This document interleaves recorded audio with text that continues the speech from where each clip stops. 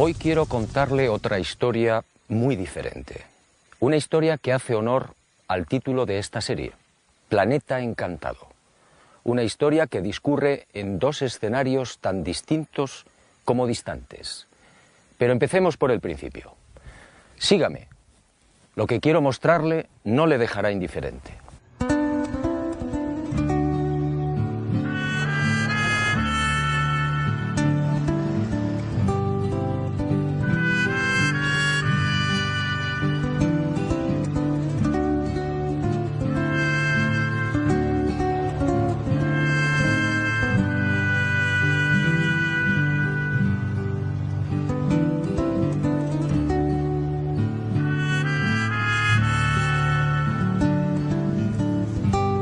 Supe de este nuevo misterio hace muchos años, y como otros quedó dormido en mis archivos hasta que el destino dio la orden. Hoy por fin ha llegado el momento.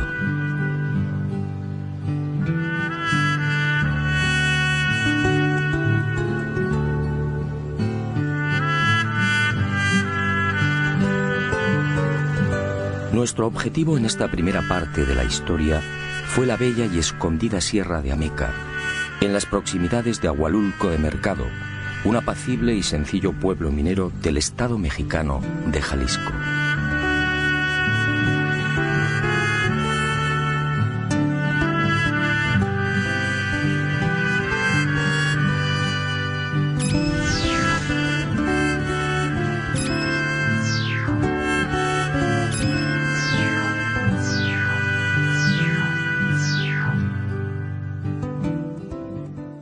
Desde allí, desde Ahualulco, lo abrupto del terreno y el atormentado perfil de los caminos nos obligó a ascender en caballerías.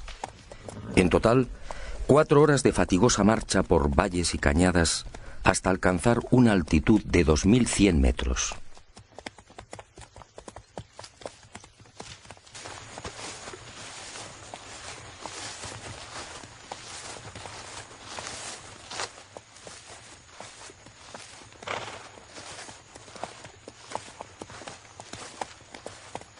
Pero el esfuerzo mereció la pena.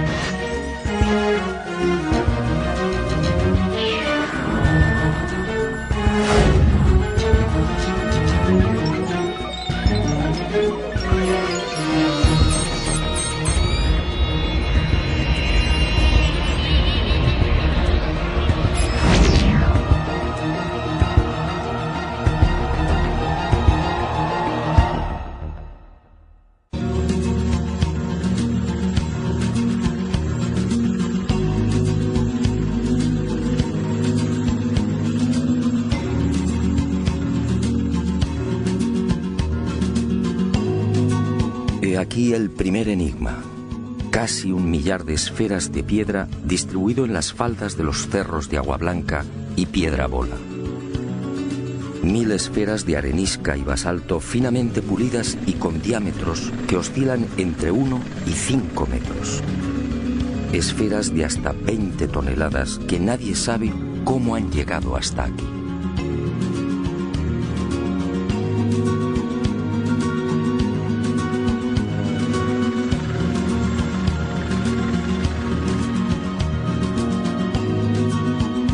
Muchas se presentan semienterradas o escondidas entre los apretados bosques de pinos y encinas.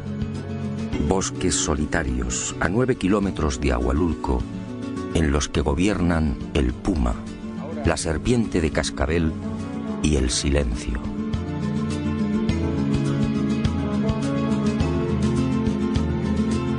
Evidentemente, el hecho de aparecer enterradas o semienterradas concede a estas esferas una notable antigüedad. Sin embargo, no disponemos de vestigio alguno que pueda esclarecer su origen. Las leyendas y restos arqueológicos de la cultura Teuchitlán, que habitó esta región hace 4000 años, no aportan datos específicos sobre los hipotéticos constructores o la finalidad de las mismas. Los siguientes asentamientos humanos, entre los que destaca el pueblo Kazkán, tampoco arrojan un mínimo de luz respecto a estas gigantescas esferas. Solo el nombre náhuatl de la primitiva cultura que habitó estos parajes, Teuchitlán o lugar de dioses, podría guardar alguna relación con estas obras gigantescas, más propias de dioses y titanes que de hombres. Pero obviamente esto solo es una suposición.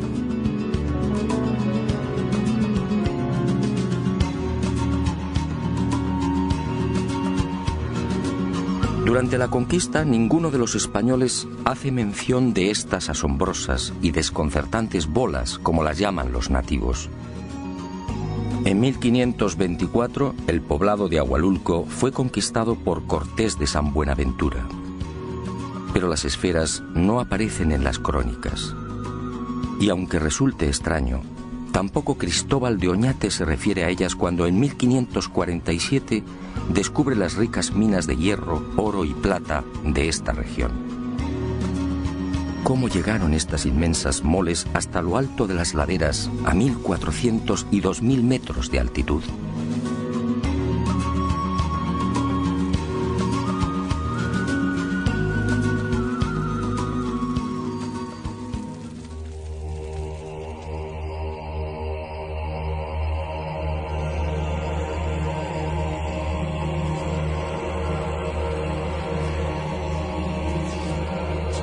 Durante siglos, como digo, las esferas de Ahualulco han permanecido prácticamente ignoradas. Solo los nativos sabían de su existencia. Hasta que en 1967 el norteamericano Robert Gordon, director de la mina denominada Piedra Bola, fue informado de la existencia de otras esferas similares a la que existe junto a la boca de la antigua mina de plata y que justamente dio nombre al yacimiento. Gordon, intrigado, acudió al paraje señalado por los nativos y efectivamente, a cosa de 2 kilómetros de la mina, descubrió otras 5 gigantescas y perfectas esferas de piedra.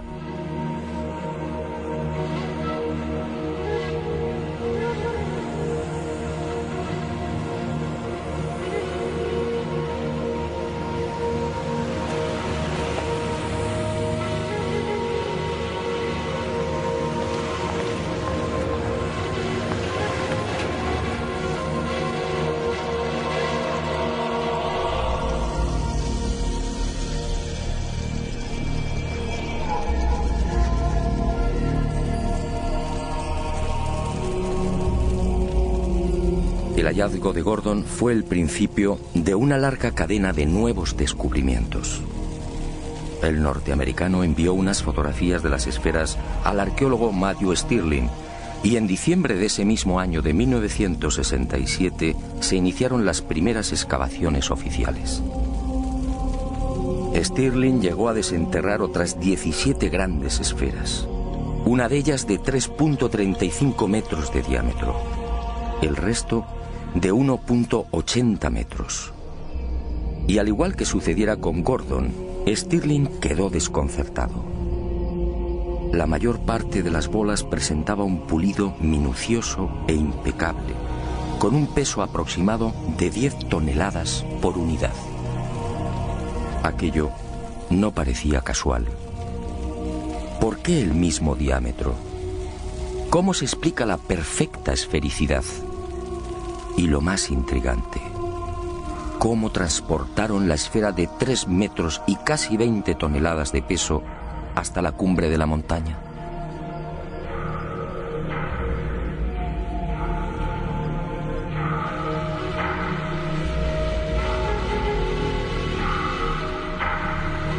Tras estos hallazgos, el misterio de las esferas de la Sierra de Ameca se enredó mucho más.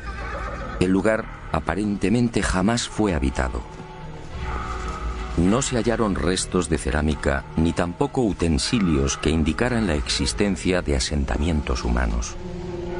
Por otra parte, la depurada técnica que hubiera demandado la elaboración de estas esferas y el no menos complejo transporte de las mismas hasta lo alto de cimas y laderas hizo sospechar a estos primeros científicos que se encontraban frente a un capricho de la naturaleza.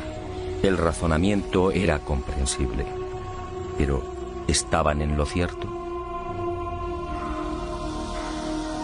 3 meses después de los descubrimientos de Stirling, en marzo de 1968, otra expedición científica se acercó a estos parajes. La integraban miembros del Instituto Smithsoniano, de la National Geographic y de la Inspección Geológica norteamericana. Y al frente como director el geólogo Robert Smith, también estadounidense. Tras examinar las bolas, la conclusión de Smith dejó perplejos a propios y extraños.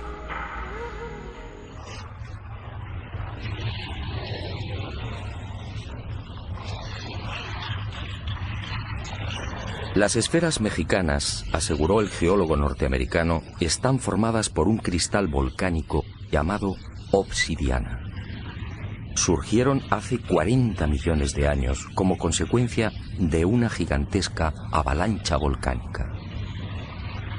La Sierra de Ameca fue materialmente enterrada en ceniza y allí, en el fondo de esos depósitos, aparecieron las esferas. Según Smith, a temperaturas que oscilaron entre 540 y 760 grados Celsius, esas cenizas se fundieron, cristalizando por enfriamiento y progresando en frentes esféricos.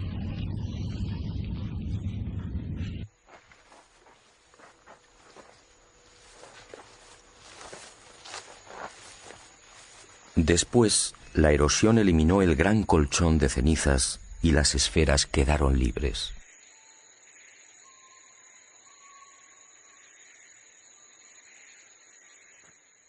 Y digo que el veredicto del geólogo norteamericano dejó perplejos a propios y extraños porque sencillamente no resolvía la totalidad del misterio.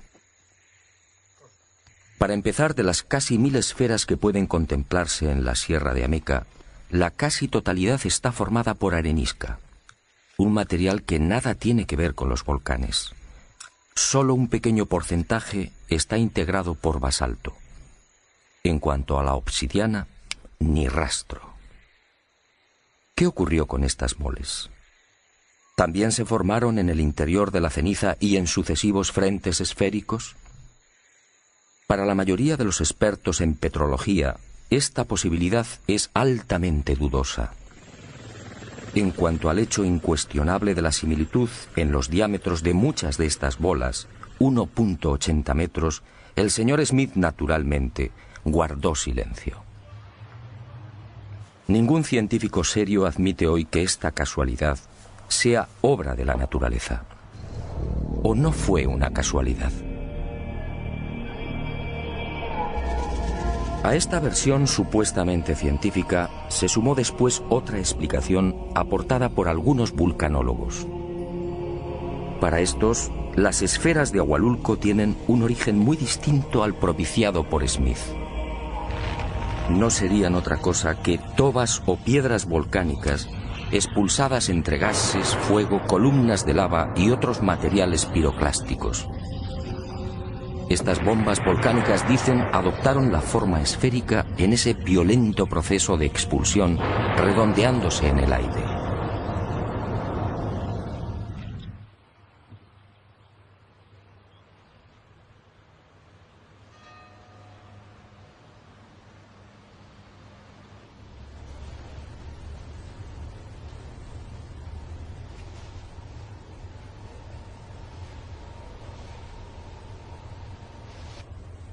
Estas bombas volcánicas no son exactamente esféricas, y es lógico y natural.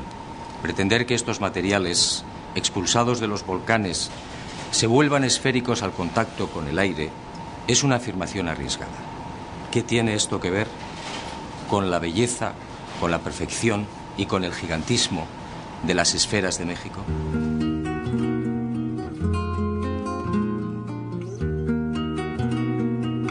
Las tobas volcánicas, además, son rocas ligeras, de consistencia porosa y formadas por la acumulación de cenizas y otros elementos volcánicos muy pequeños. ¿Qué tiene esto que ver con las masas pétreas de 10 y 20 toneladas de la Sierra de Ameca? Incluso aceptando la remota posibilidad de que estas bombas volcánicas se vuelvan esféricas al contacto con el aire, ¿en qué cabeza cabe que puedan conservar la esfericidad al chocar con un manto de lava o de ceniza? Definitivamente las explicaciones de geólogos y vulcanólogos no son consistentes. Algo falla. El supuesto origen natural de las bolas aparece drásticamente enfrentado con la naturaleza de las mismas, con las dimensiones y, sobre todo, con la milimétrica perfección del pulido. Pero hay más. Si echamos un vistazo a la nación mexicana, observaremos que se trata de un país eminentemente volcánico. En estos momentos, según el Catálogo Mundial de Volcanes Activos, México reúne un total de 14, con la calificación de peligrosos. Pues bien, si las esferas de Agualulco fueran el resultado de los fenómenos eruptivos ya mencionados, ¿por qué aparecen únicamente en este lugar del estado de Jalisco? Solo en el llamado eje volcánico mexicano, con una longitud aproximada de 1000 kilómetros, se contabilizan miles de volcanes apagados. Lo lógico es que este tipo de bolas se encontrara repartido en numerosos puntos de dicho eje. Pero no es así. Esta increíble acumulación de casi 1000 esferas solo se da en la referida Sierra de Ameca. Algunos vulcanólogos pretenden justificar la existencia de las esferas por las erupciones acaecidas en la Edad Media y señalan a 3 volcanes como responsables directos: el Ceboruco en el estado de Nayarit, el Volcán de Fuego y su vecino el Nevado, ambos en las proximidades de la ciudad de Colima. El Ceboruco, en efecto, entró en erupción en 1542 y 1567. En cuanto a los de Colima, del Nevado se sabe que entró en actividad en 1560. Pero los ardientes flujos no fueron más allá de los 10 kilómetros. Si tenemos en cuenta que Agualulco y la Sierra de Ameca se encuentran a 100 kilómetros del Ceboruco y a 140 de Colima, la pretensión de los vulcanólogos no se sostiene.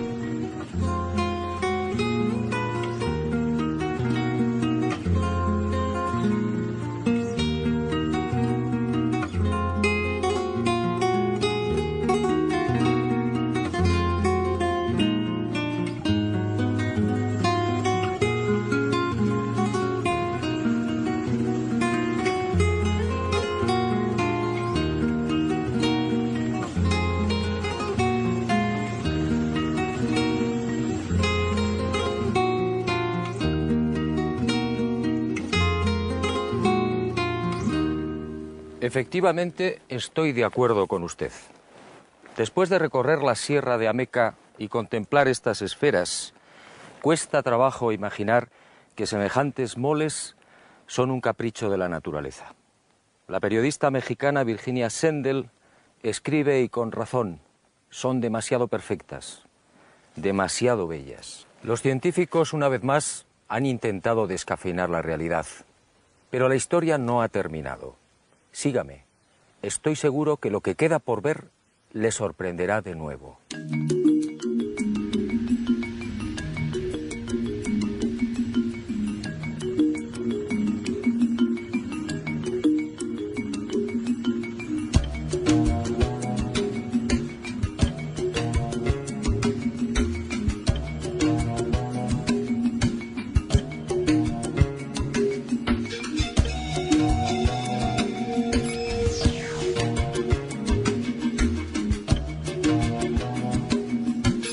Nuestro segundo escenario se encuentra a casi 3.000 kilómetros, en lo más profundo de la selva de Costa Rica.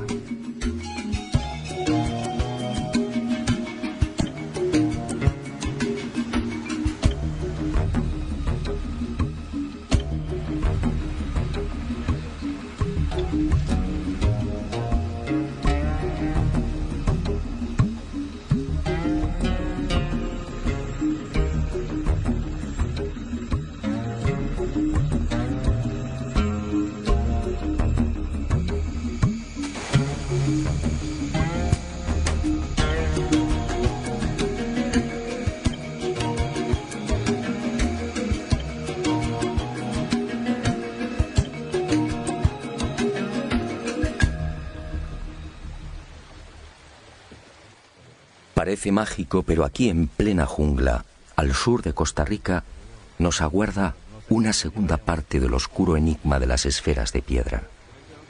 Una segunda parte que definitivamente arruina todas las explicaciones de la ciencia.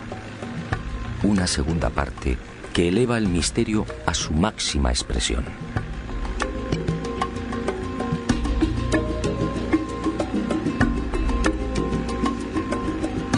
Nuestro primer objetivo exige cruzar buena parte del delta del Diquis y la enmarañada y peligrosa jungla por la que discurre el río Sierpe. Una jungla pantanosa, infectada de caimanes, serpientes y, lo que es peor, de mortíferas nubes de mosquitos.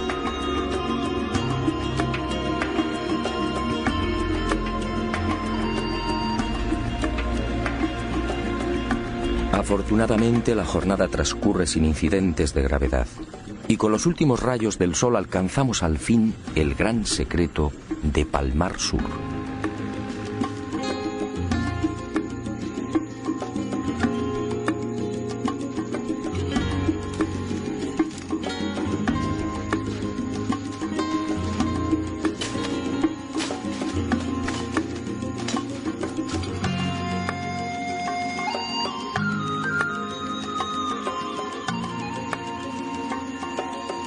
Decenas de esferas de piedra prácticamente gemelas a las de Ahualulco.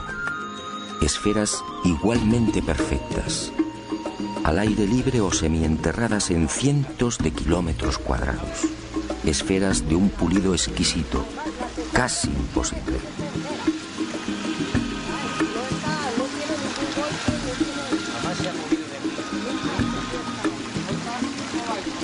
Esferas de 2 y 3 metros de diámetro, de hasta 16 toneladas de peso. 1,40, 1,45 más 60 aproximadamente. Nadie conoce con exactitud su número. Se habla de cientos, más de 500 esferas de todos los tamaños, desde el diámetro de una naranja hasta 3 metros. Quizá más. Las hay en Palmar Sur, en las orillas de los ríos Esquina y Térraba, en las islas Camaronal y del Caño, en lo alto de las sierras de Bruqueña y en las regiones de Piedras Blancas, Cabagra, Buenos Aires, Bere y Pejivalle de Pérez Celedón. Pero estos solo son los emplazamientos conocidos. Al hallarse enterradas es posible que su número sea muy superior.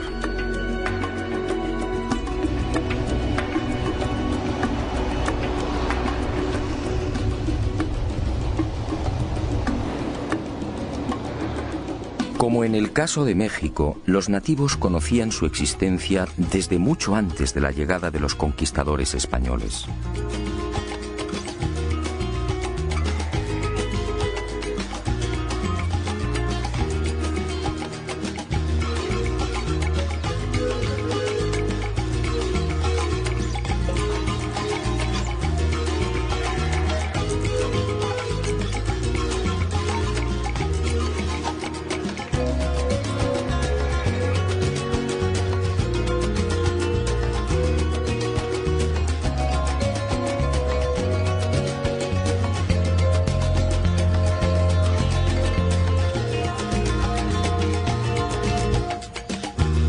sus explicaciones fueron tan parcas y confusas como las de los pueblos que habitaron Ahualulco. Todos se limitaron a señalar al cielo, asegurando que las esferas eran obra de los dioses.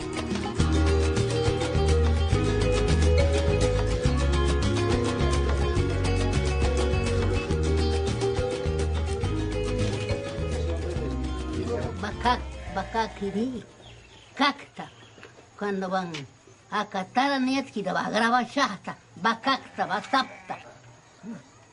Porque eso son una piedra pesadísimo. Donde vivían esas piedras nadie lo levantaba. Yo conocí una piedra. Ahí en ese talobre, pequeña, y que era de 12 años seguro que yo estaba.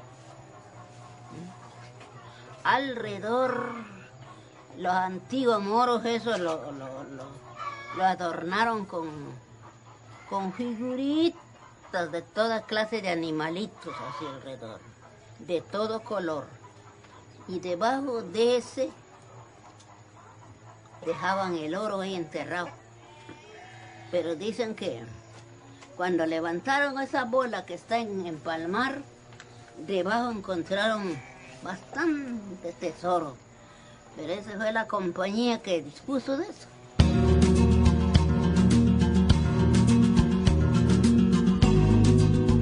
Fue a partir de 1930 cuando los arqueólogos tomaron contacto por primera vez con este fascinante enigma. En esa fecha, George Chittenden, empleado de la multinacional United Fruit, viajaba por Costa Rica comprando tierras para la plantación de bananos. Y fue en una de esas incursiones por la selva cuando Chittenden descubrió una serie de extraños montículos. Y sobre ellos, las formidables esferas de piedra.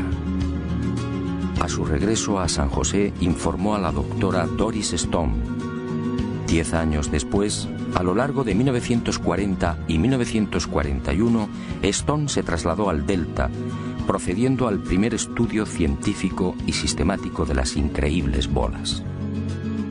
Las examinó, levantó mapas y tuvo el acierto de situar la ubicación original de 5 grupos con un total de 44 esferas.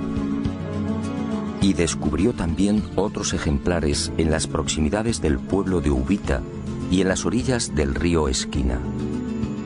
En 1943 publicaría un primer trabajo que, lógicamente, llamó la atención de otros investigadores. Entre estos destacaron Mason y Samuel Lothrop, de la Universidad de Harvard. Ambos se adentraron también en las selvas y ríos de Costa Rica con el loable afán de desentrañar el singular misterio. Pero tropezaron con un grave obstáculo. Lamentablemente, la compañía frutera norteamericana ignoró el indudable interés arqueológico de las esferas. Y con una absoluta falta de escrúpulos, anteponiendo el dólar a la cultura, removió tierras y cauces, destruyendo muchos de los ejemplares o cambiándolos de ubicación. Para colmo de males, otras esferas fueron igualmente removidas de sus emplazamientos originales y trasladadas a cientos de kilómetros. Y hoy adornan casas y jardines particulares, así como parques públicos, bancos y edificios oficiales.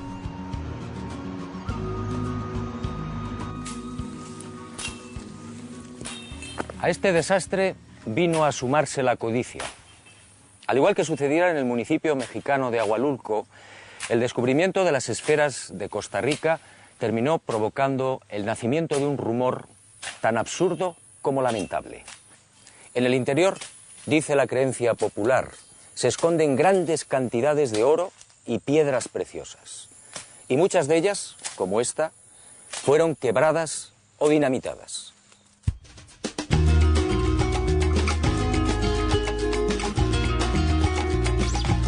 Pero arqueólogos e investigadores siguieron trabajando. En este caso, a diferencia de lo ocurrido en México, los costarricenses fueron mucho más sensatos y prudentes que sus colegas los norteamericanos. A nadie se le ocurrió esgrimir el absurdo argumento de los volcanes. Las esferas de Costa Rica son obra humana. De eso no cabe la menor duda. En cuanto a las preguntas clave, ¿quién, cómo y para qué las hicieron? La mayoría de los expertos no tiene respuestas, al menos satisfactorias. Sencillamente, es un misterio de momento.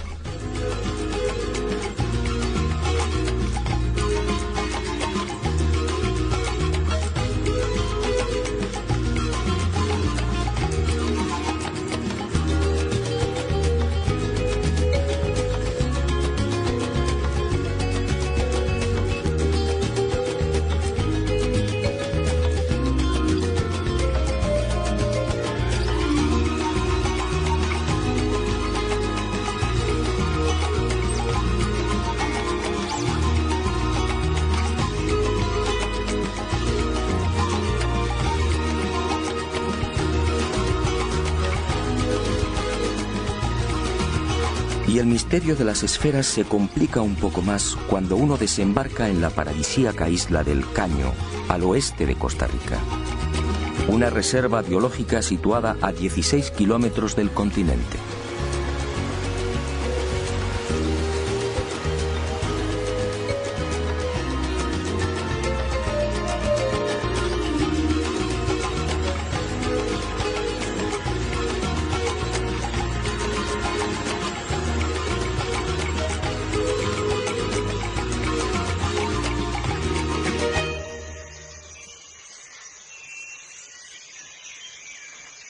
En este lugar fueron descubiertas unas 10 esferas. Hoy solo quedan 2. Y surge una pregunta obligada. ¿Cómo las trasladaron? En esta isla, por supuesto, no hay canteras. Las bolas necesariamente tuvieron que llegar desde tierra firme. Y el enigma, como digo, se complica.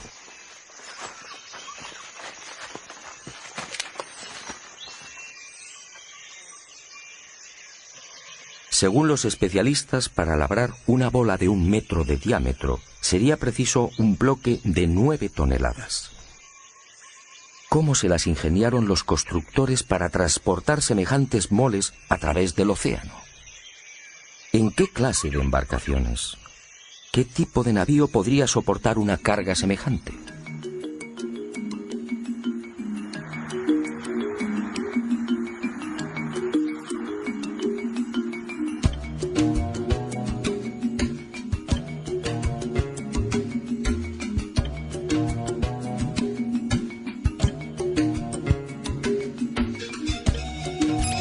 Y otro tanto sucede con la mayoría de los lugares de tierra firme donde aparecen las esferas. En la jungla, por ejemplo, tampoco hay canteras. Para encontrar los necesarios depósitos de granito es preciso viajar al norte, a la sierra, es decir, a cientos de kilómetros. Y no hay más remedio que repetir las preguntas. ¿Cómo salvaron los ríos? ¿Cómo se las ingeniaron para atravesar valles, pantanos y colinas?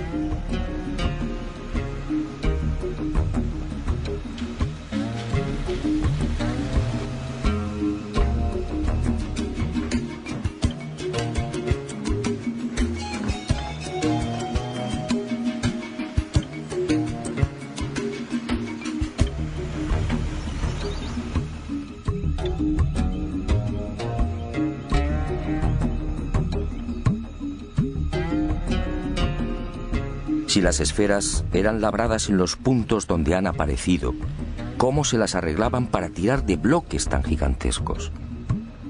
En el caso de las más grandes, de 2,5 metros de diámetro, los bloques de granito de las que debían ser extraídas podían superar las 24 toneladas.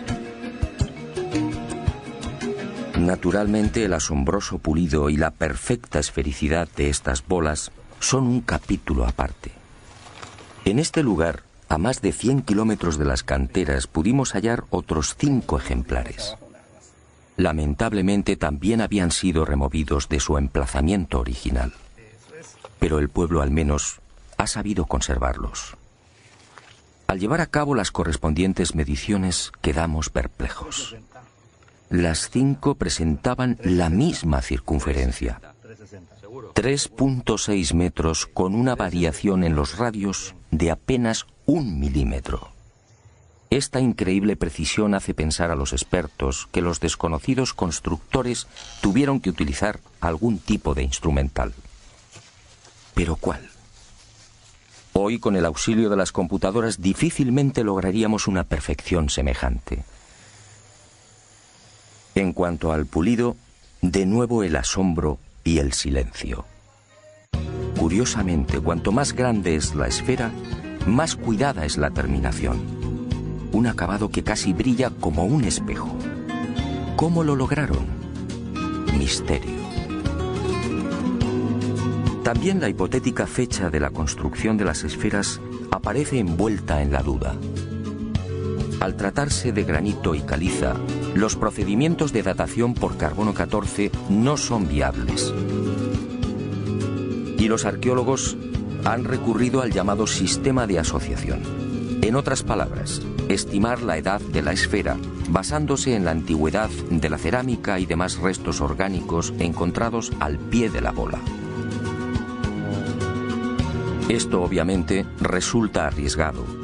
Siguiendo esta fórmula de datación relativa, bastante dudosa a mi entender, algunos expertos han establecido la antigüedad en 1600 años. Otros las consideran más jóvenes, fijando el momento de la fabricación en el siglo XVI. Esta última hipótesis tropieza con un serio inconveniente. Si las esferas fueron talladas en el siglo XVI, ¿por qué no son citadas por los cronistas de la época? De haber sido testigos de su fabricación, hombres como Vázquez de Coronado, Gil González Dávila o Perafán de Rivera lo hubieran mencionado.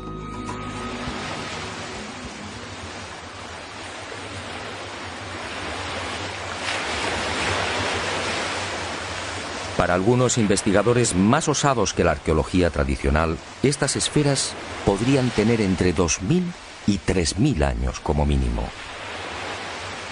Y fundamentan su razonamiento en el interesante proceso de hundimiento de las mismas. Muchas de ellas, de 2 y 3 metros de diámetro, se encuentran prácticamente enterradas o semienterradas.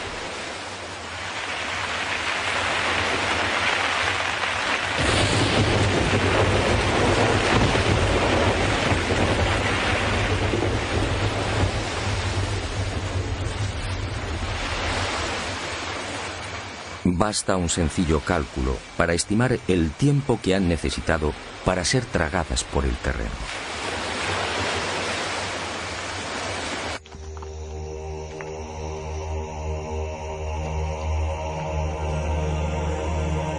Sea como fuere, lo que parece cierto es que estas magníficas y colosales esferas fueron construidas mucho antes de la llegada de Colón. Pero ¿para qué? ¿Cuál pudo ser su finalidad? Sobre este importante capítulo, la disparidad de criterios es todavía mayor. Hay quien asegura que estas esferas venían a demostrar el grado de poder e influencia de los caciques.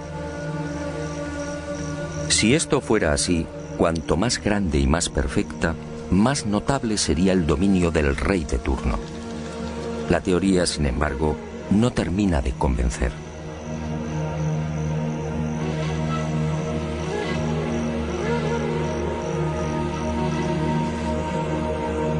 Otros las asocian a enterramientos, quizá como un elemento de culto. Y aunque se sabe de algunas muy pequeñas que han sido halladas en tumbas junto a objetos de cerámica y joyas de oro, la hipótesis no resulta muy sólida. De las 500 bolas que han sido localizadas hasta el momento, ninguna aparece sobre una necrópolis.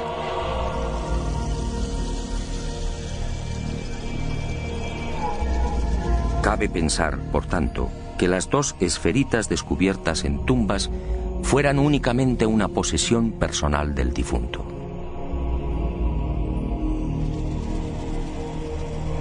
Para el profesor Lothrop, el hecho de aparecer en grupos podría insinuar una serie de conocimientos astronómicos por parte de los constructores. La doctora Stone, como se recordará, descubrió un grupo con un total de 44 bolas. También en las proximidades de Piedras Blancas se hallaron otras 15 esferas perfectamente alineadas. ¿Se trata de mapas celestes? ¿Indican la posición de las estrellas? Hasta hoy, que yo sepa, nadie ha profundizado en esta sugerente posibilidad.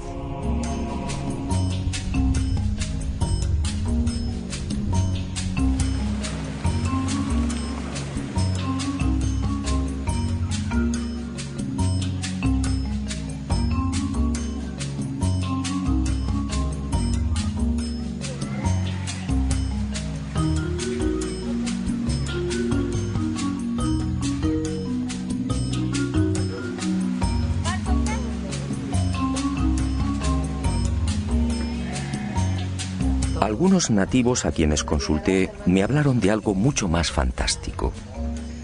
Según la tradición heredada de sus ancestros, estas esferas son poderosos centros de energía. Una especie de focos que irradian fuerza y bienestar y que afectan a la vitalidad y salud de personas, animales y plantas. De hecho, dicen, los vegetales que crecen en el entorno lo hacen siempre con mayor exuberancia y agresividad que los ubicados a mayor distancia. Hablan con razón, sí, pero esa misteriosa energía no tiene nada de sobrenatural. Los materiales que forman las esferas, en especial el gabbro y la granodiorita, contienen un elevado índice de magnetita.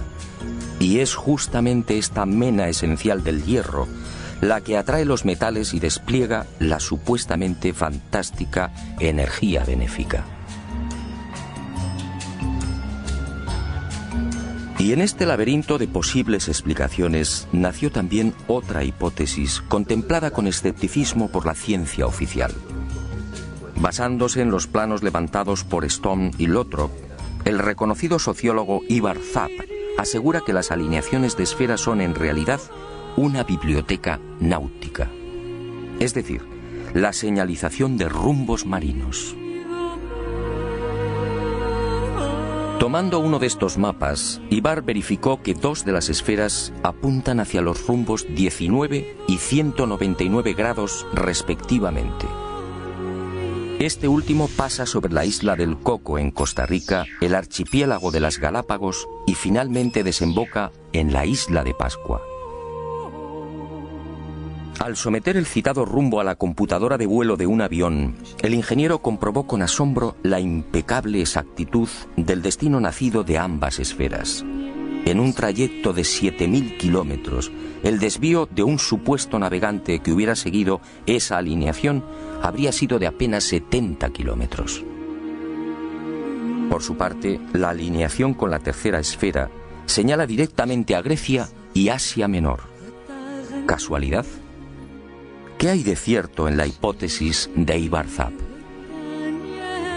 Los científicos, con razón, desconfiaron del hallazgo de Zapp. La mayor parte de las esferas, como fue dicho, ha sido removida. Esto hace poco menos que imposible la constatación de los supuestos rumbos marinos. En cuanto a la sorprendente alineación que une Costa Rica con la isla de Pascua, el asunto tampoco mereció mayor consideración por parte de la ciencia.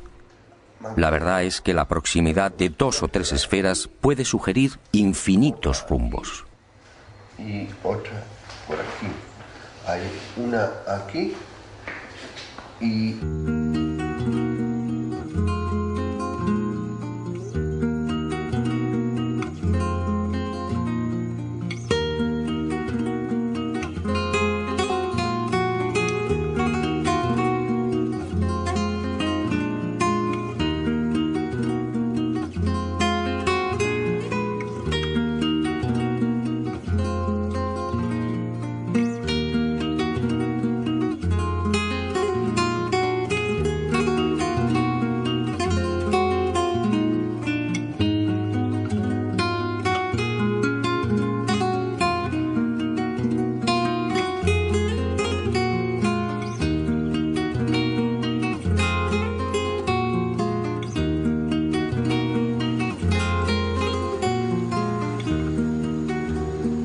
Pero Ivar Zapp sí parece tener razón en algo. Para el estoniano afincado en San José, las esferas son la viva manifestación de una cultura de expertos navegantes afincada en la Costa Rica que mira al Pacífico Sur. Una cultura precolombina de la que apenas queda constancia y que fue mencionada por Cristóbal Colón en su último gran viaje entre los años 1502 y 1504, los Tiguares.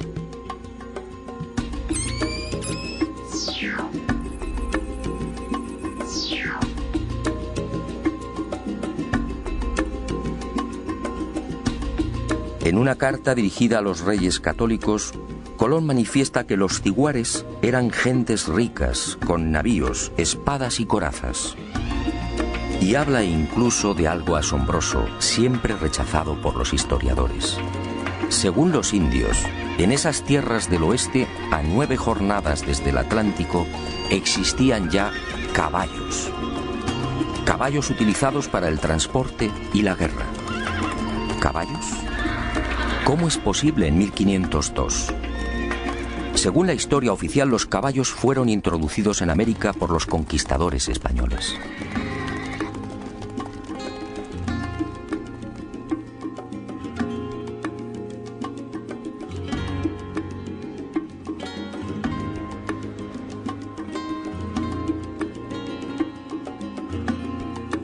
¿Navíos? ¿Corazas y espadas? ¿Caballos? ¿Quiénes eran los tiguares? ¿Fueron los constructores de las perfectas y gigantescas esferas de piedra? En realidad, nadie lo sabe, aunque nos encontramos ante una circunstancia más que sospechosa. Esa civilización vivía justamente en la región de Golfo Dulce, es decir, en unas tierras en las que se ha descubierto la mayor concentración de esferas.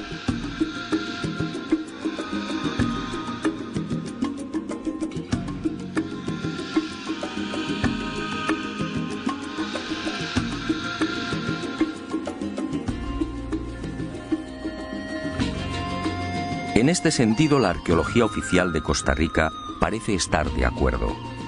Las esferas tuvieron que ser creadas por una cultura con un alto grado de evolución mental y material.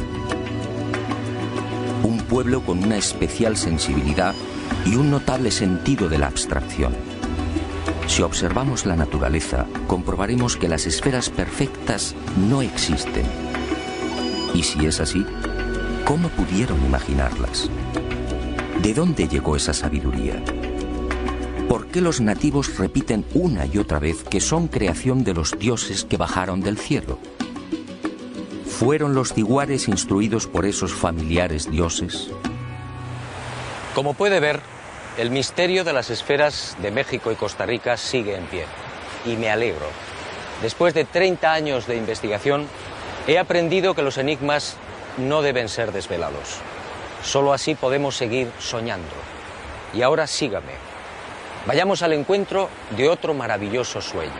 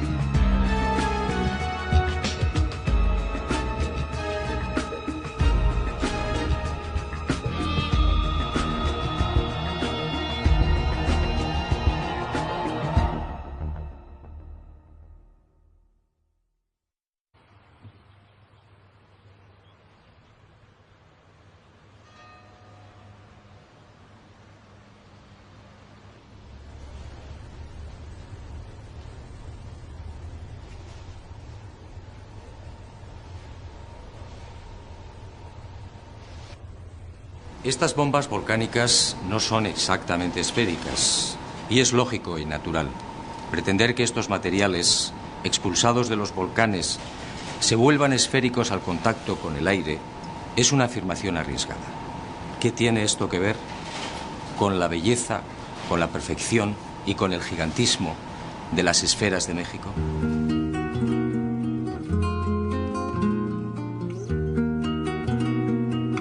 Las tobas volcánicas, además, son rocas ligeras, de consistencia porosa y formadas por la acumulación de cenizas y otros elementos volcánicos muy pequeños. ¿Qué tiene esto que ver con las masas pétreas de 10 y 20 toneladas de la Sierra de Ameca? Incluso aceptando la remota posibilidad de que estas bombas volcánicas se vuelvan esféricas al contacto con el aire, ¿en qué cabeza cabe que puedan conservar la esfericidad al chocar con un manto de lava o de ceniza? Definitivamente las explicaciones de geólogos y vulcanólogos no son consistentes. Algo falla.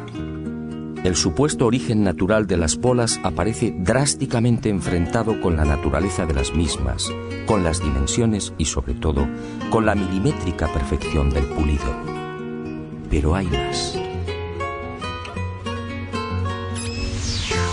Si echamos un vistazo a la nación mexicana, observaremos que se trata de un país eminentemente volcánico. En estos momentos, según el Catálogo Mundial de Volcanes Activos, México reúne un total de 14, con la calificación de peligrosos.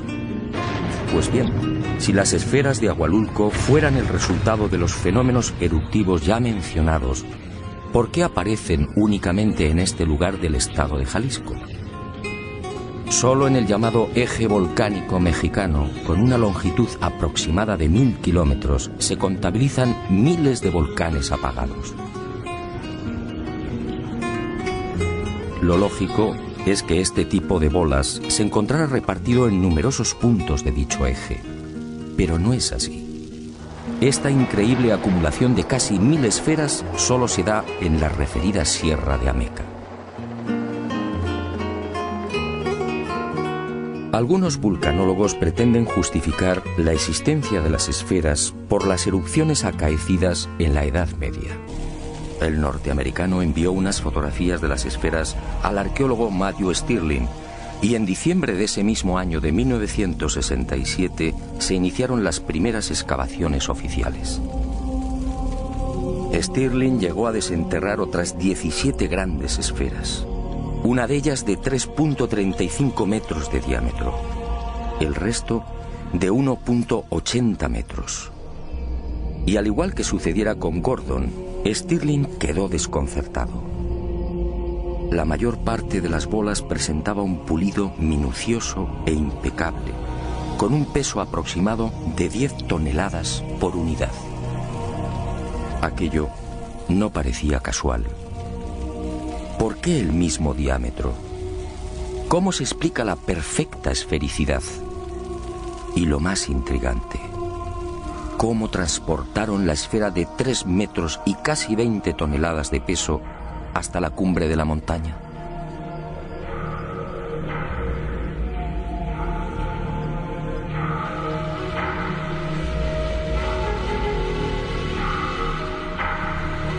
Tras estos hallazgos, el misterio de las esferas de la Sierra de Ameca se enredó mucho más. El lugar aparentemente jamás fue habitado. No se hallaron restos de cerámica ni tampoco utensilios que indicaran la existencia de asentamientos humanos. Por otra parte, la depurada técnica que hubiera demandado la elaboración de estas esferas y el no menos complejo transporte de las mismas hasta lo alto de cimas y laderas hizo sospechar a estos primeros científicos que se encontraban frente a un capricho de la naturaleza. El razonamiento era comprensible, pero ¿estaban en lo cierto? 3 meses después de los descubrimientos de Stirling, en marzo de 1968, otra expedición científica se acercó a estos parajes. La integraban miembros del Instituto Smithsoniano, de la National Geographic y de la Inspección Geológica norteamericana. Y al frente como director el geólogo Robert Smith, también estadounidense. Tras examinar las bolas, la conclusión de Smith dejó perplejos a propios y extraños.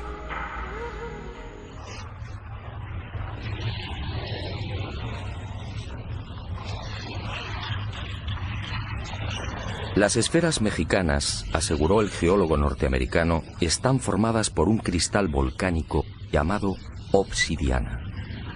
Surgieron hace 40 millones de años como consecuencia de una gigantesca avalancha volcánica.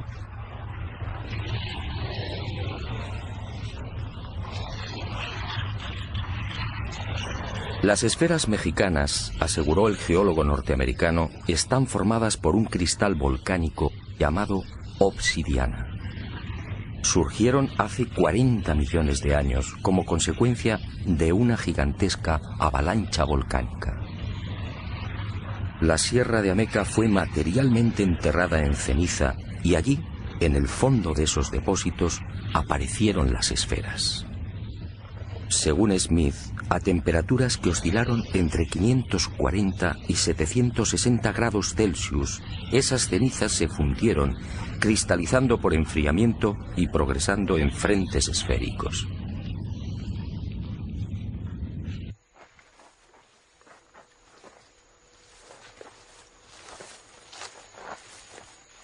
Después, la erosión eliminó el gran colchón de cenizas y las esferas quedaron libres.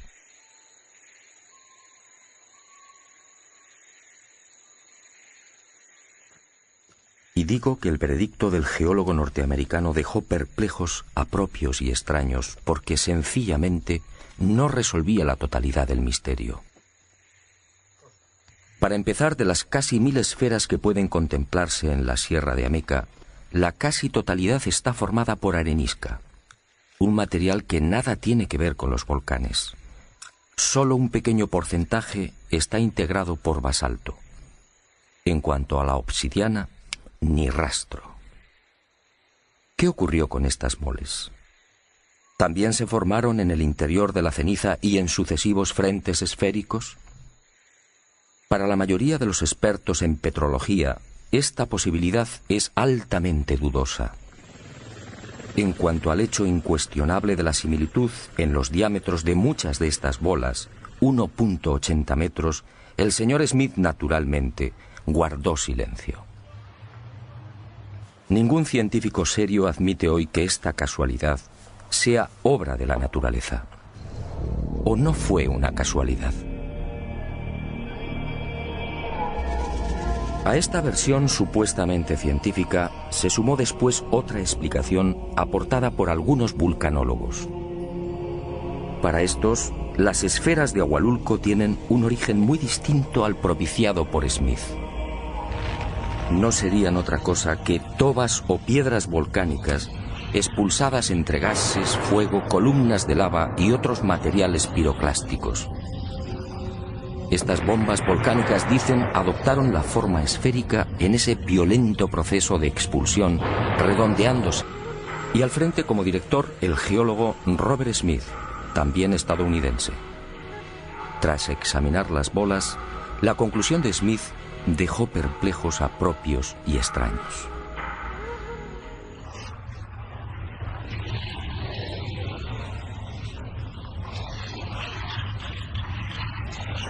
Las esferas mexicanas, aseguró el geólogo norteamericano, están formadas por un cristal volcánico llamado obsidiana. Surgieron hace 40 millones de años como consecuencia de una gigantesca avalancha volcánica. La Sierra de Ameca fue materialmente enterrada en ceniza y allí, en el fondo de esos depósitos, aparecieron las esferas. Según Smith, a temperaturas que oscilaron entre 540 y 760 grados Celsius, esas cenizas se fundieron, cristalizando por enfriamiento y progresando en frentes esféricos.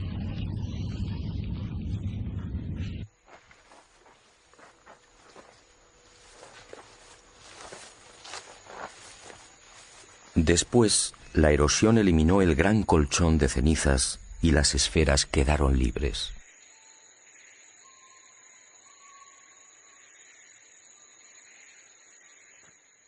Y digo que el veredicto del geólogo norteamericano dejó perplejos a propios y extraños porque sencillamente no resolvía la totalidad del misterio. Para empezar, de las casi 1000 esferas que pueden contemplarse en la Sierra de Ameca, la casi totalidad está formada por arenisca, un material que nada tiene que ver con los volcanes. Solo un pequeño porcentaje está integrado por basalto. En cuanto a la obsidiana, ni rastro. ¿Qué ocurrió con estas moles? ¿También se formaron en el interior de la ceniza y en sucesivos frentes esféricos? Para la mayoría de los expertos en petrología, esta posibilidad es altamente dudosa. En cuanto al hecho incuestionable de la similitud en los diámetros de muchas de estas bolas, 1.80 metros, el señor Smith naturalmente guardó silencio. Ningún científico serio admite hoy que esta casualidad sea obra de la naturaleza. ¿O no fue una casualidad? A esta versión supuestamente científica se sumó después otra explicación aportada por algunos vulcanólogos. Para estos, las esferas de Ahualulco tienen un origen muy distinto al propiciado por Smith.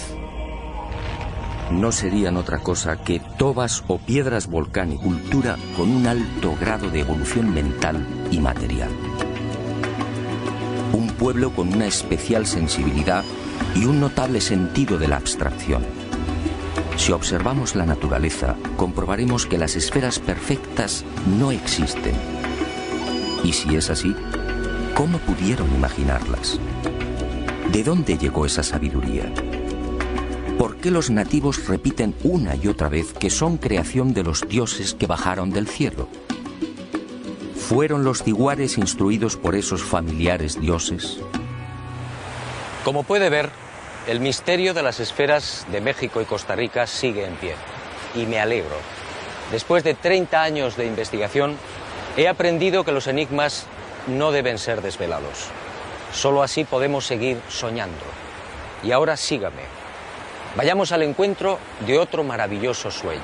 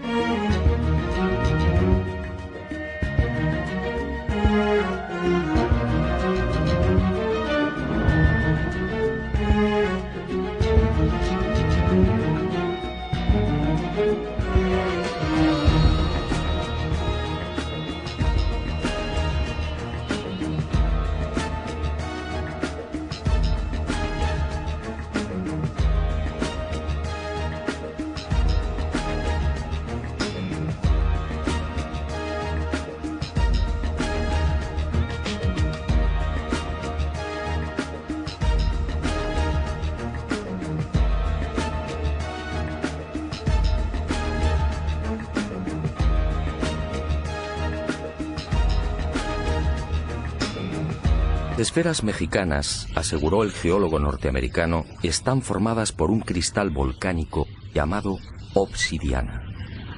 surgieron hace 40 millones de años como consecuencia de una gigantesca avalancha volcánica.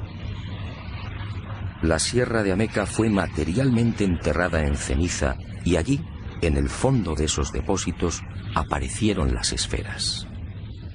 Según Smith, a temperaturas que oscilaron entre 540 y 760 grados Celsius, esas cenizas se fundieron, cristalizando por enfriamiento y progresando en frentes esféricos.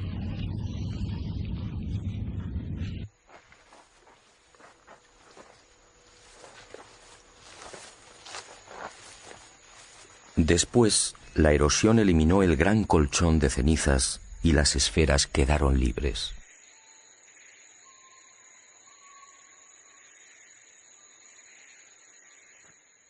Y digo que el veredicto del geólogo norteamericano dejó perplejos a propios y extraños porque sencillamente no resolvía la totalidad del misterio. Para empezar, de las casi 1000 esferas que pueden contemplarse en la Sierra de Ameca, la casi totalidad está formada por arenisca, un material que nada tiene que ver con los volcanes. Solo un pequeño porcentaje está integrado por basalto. En cuanto a la obsidiana, ni rastro. ¿Qué ocurrió con estas moles? ¿También se formaron en el interior de la ceniza y en sucesivos frentes esféricos? Para la mayoría de los expertos en petrología, esta posibilidad es altamente dudosa. En cuanto al hecho incuestionable de la similitud en los diámetros de muchas de estas bolas, 1.80 metros, el señor Smith naturalmente guardó silencio. Ningún científico serio admite hoy que esta casualidad sea obra de la naturaleza. ¿O no fue una casualidad? A esta versión supuestamente científica se sumó después otra explicación aportada por algunos vulcanólogos. Para estos, las esferas de Hualulco tienen un origen muy distinto al propiciado por Smith. No serían otra cosa que tobas o piedras volcánicas expulsadas entre gases, fuego, columnas de lava y otros materiales piroclásticos. Estas bombas volcánicas, dicen, adoptaron la forma esférica en ese violento proceso de expulsión, redondeándose en el aire.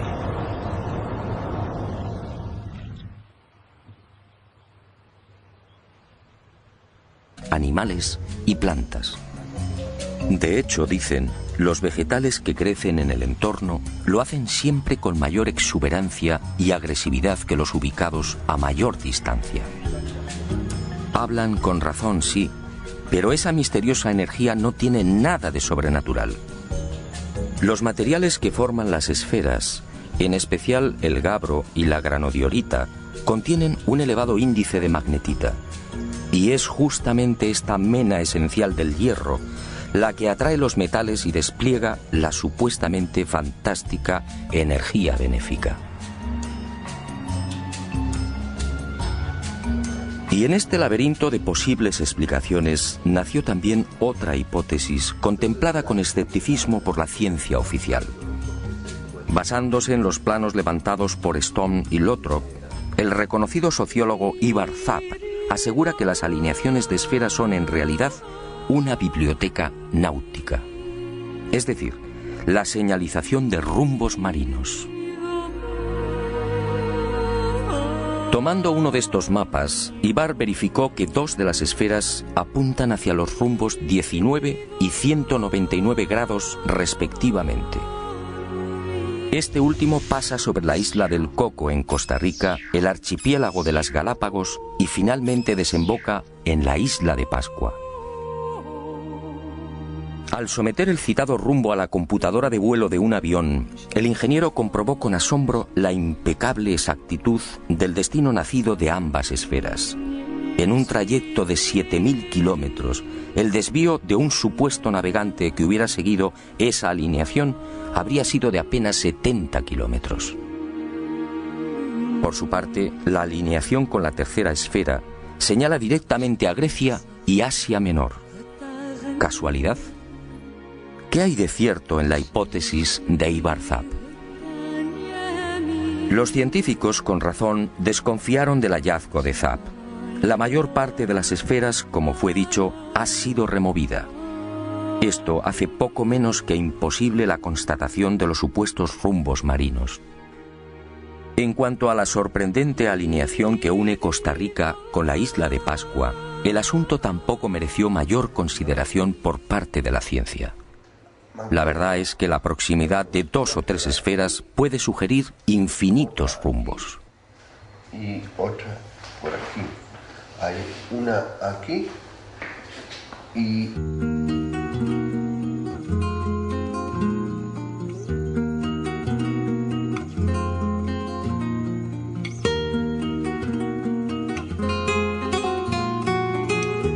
y que afectan a la vitalidad y salud de personas, animales y plantas.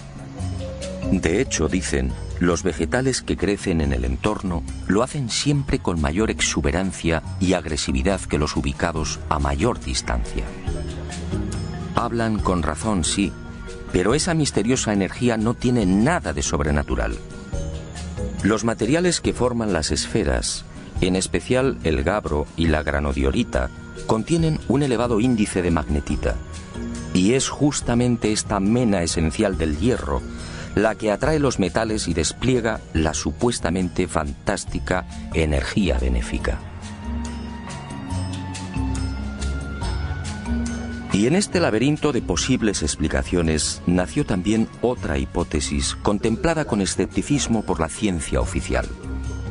Basándose en los planos levantados por Stone y Lothrop, el reconocido sociólogo Ivar Zap asegura que las alineaciones de esferas son en realidad una biblioteca náutica, es decir, la señalización de rumbos marinos. Tomando uno de estos mapas, Ivar verificó que 2 de las esferas apuntan hacia los rumbos 19 y 199 grados respectivamente. Este último pasa sobre la isla del Coco en Costa Rica, el archipiélago de las Galápagos y finalmente desemboca en la isla de Pascua. Al someter el citado rumbo a la computadora de vuelo de un avión, el ingeniero comprobó con asombro la impecable exactitud del destino nacido de ambas esferas. En un trayecto de 7.000 kilómetros, el desvío de un supuesto navegante que hubiera seguido esa alineación habría sido de apenas 70 kilómetros. Por su parte, la alineación con la tercera esfera señala directamente a Grecia y Asia Menor. ¿Casualidad? ¿Qué hay de cierto en la hipótesis de Ivar Zap? Los científicos, con razón, desconfiaron del hallazgo de Zap. La mayor parte de las esferas, como fue dicho, ha sido removida. Esto hace poco menos que imposible la constatación de los supuestos rumbos marinos. En cuanto a la sorprendente alineación que une Costa Rica con la isla de Pascua, el asunto tampoco mereció mayor consideración por parte de la ciencia. La verdad es que la proximidad de 2 o 3 esferas puede sugerir infinitos rumbos. Y otra por aquí. Hay una aquí y...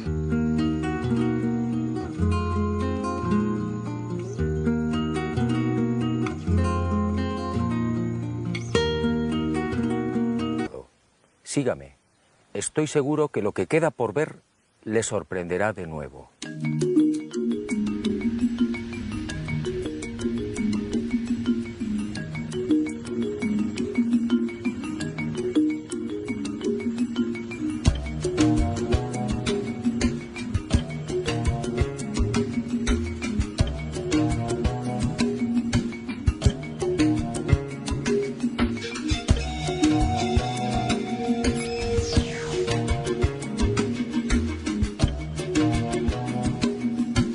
Nuestro segundo escenario se encuentra a casi 3.000 kilómetros, en lo más profundo de la selva de Costa Rica.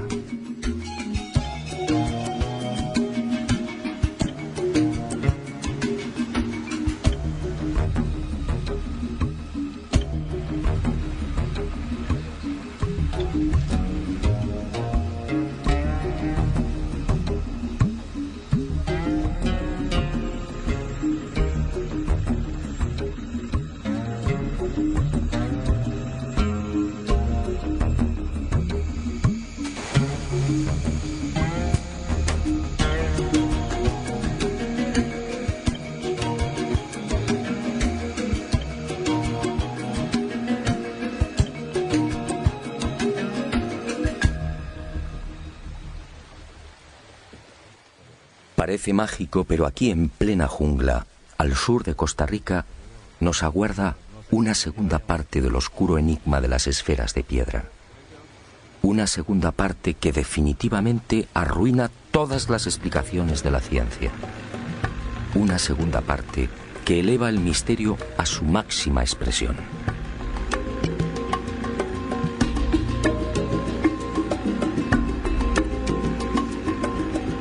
Nuestro primer objetivo exige cruzar buena parte del delta del Diquis y la enmarañada y peligrosa jungla por la que discurre el río Sierpe. Una jungla pantanosa, infectada de caimanes, serpientes y, lo que es peor, de mortíferas nubes de mosquitos.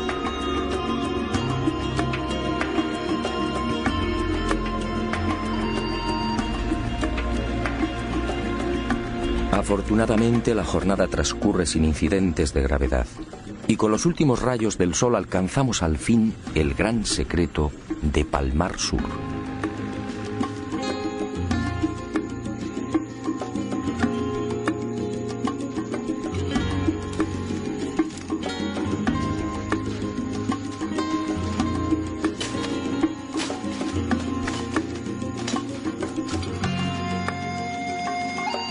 Pulsadas entre gases, fuego, columnas de lava y otros materiales piroclásticos. Estas bombas volcánicas, dicen, adoptaron la forma esférica en ese violento proceso de expulsión, redondeándose en el aire.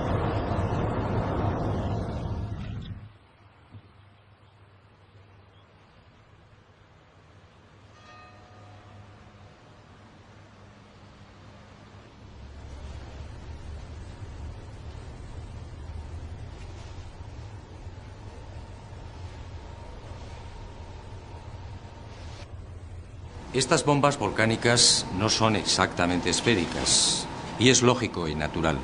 Pretender que estos materiales, expulsados de los volcanes, se vuelvan esféricos al contacto con el aire, es una afirmación arriesgada. ¿Qué tiene esto que ver con la belleza, con la perfección y con el gigantismo de las esferas de México?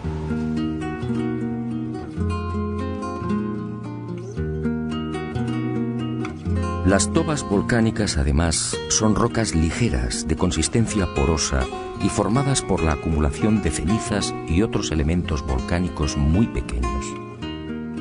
¿Qué tiene esto que ver con las masas pétreas de 10 y 20 toneladas de la Sierra de Ameca? Incluso aceptando la remota posibilidad de que estas bombas volcánicas se vuelvan esféricas al contacto con el aire, ¿en qué cabeza cabe que puedan conservar la esfericidad al chocar con un manto de lava o de ceniza? Definitivamente las explicaciones de geólogos y vulcanólogos no son consistentes. Algo falla. El supuesto origen natural de las bolas aparece drásticamente enfrentado con la naturaleza de las mismas, con las dimensiones y, sobre todo, con la milimétrica perfección del pulido. Pero hay más. Si echamos un vistazo a la nación mexicana, observaremos que se trata de un país eminentemente volcánico. En estos momentos, según el Catálogo Mundial de Volcanes Activos, México reúne un total de 14, con la calificación de peligrosos. Pues bien, si las esferas de Agualulco fueran el resultado de los fenómenos eruptivos ya mencionados, ¿por qué aparecen únicamente en este lugar del estado de Jalisco? Solo en el llamado eje volcánico mexicano, con una longitud aproximada de 1000 kilómetros, se contabilizan miles de volcanes apagados. Lo lógico es que este tipo de bolas se encontrara repartido en numerosos puntos de dicho eje. Pero no es así. Las leyendas y restos arqueológicos de la cultura Teuchitlán, que habitó esta región hace 4000 años, no aportan datos específicos sobre los hipotéticos constructores o la finalidad de las mismas. Los siguientes asentamientos humanos, entre los que destaca el pueblo Cazcán, tampoco arrojan un mínimo de luz respecto a estas gigantescas esferas. Solo el nombre náhuatl de la primitiva cultura que habitó estos parajes Teuchitlán o lugar de dioses, podría guardar alguna relación con estas obras gigantescas, más propias de dioses y titanes que de hombres. Pero obviamente esto solo es una suposición.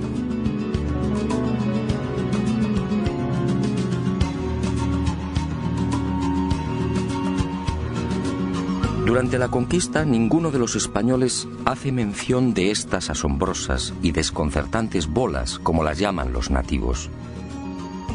En 1524, el poblado de Ahualulco fue conquistado por Cortés de San Buenaventura. Pero las esferas no aparecen en las crónicas. Y aunque resulte extraño, tampoco Cristóbal de Oñate se refiere a ellas cuando en 1547 descubre las ricas minas de hierro, oro y plata de esta región. ¿Cómo llegaron estas inmensas moles hasta lo alto de las laderas a 1.400 y 2.000 metros de altitud?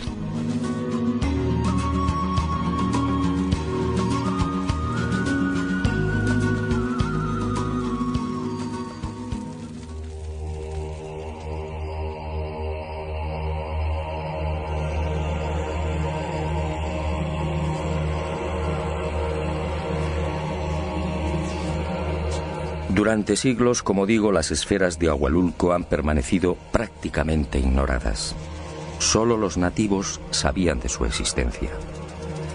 Hasta que en 1967 el norteamericano Robert Gordon, director de la mina denominada Piedrabola, fue informado de la existencia de otras esferas similares a la que existe junto a la boca de la antigua mina de plata y que justamente dio nombre al yacimiento. Gordon, intrigado, acudió al paraje señalado por los nativos y efectivamente, a cosa de 2 kilómetros de la mina, descubrió otras 5 gigantescas y perfectas esferas de piedra.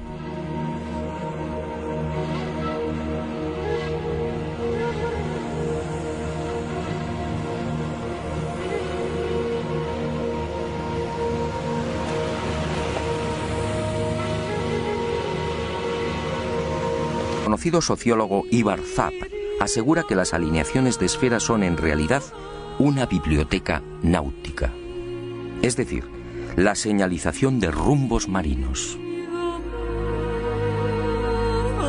Tomando uno de estos mapas, Ivar verificó que 2 de las esferas apuntan hacia los rumbos 19 y 199 grados respectivamente. Este último pasa sobre la isla del Coco en Costa Rica, el archipiélago de las Galápagos y finalmente desemboca en la isla de Pascua.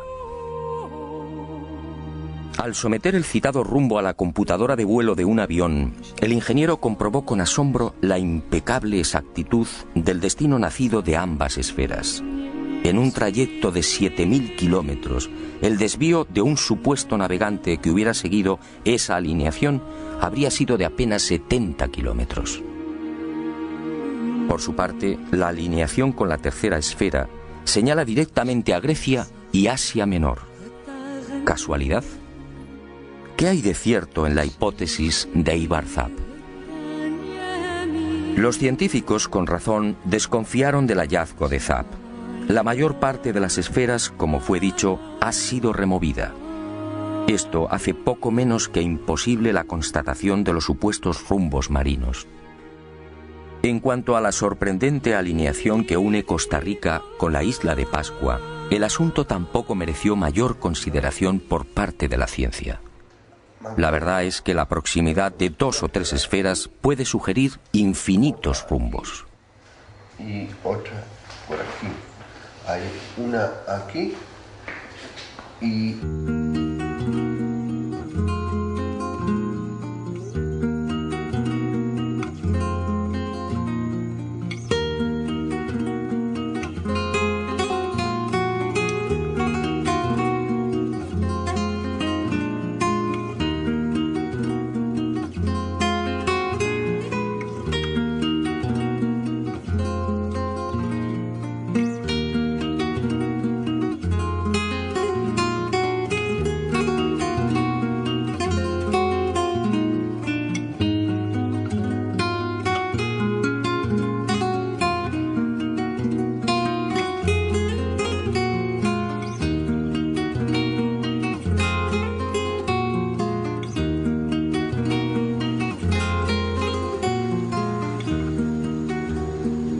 Pero Ibarza sí parece tener razón en algo.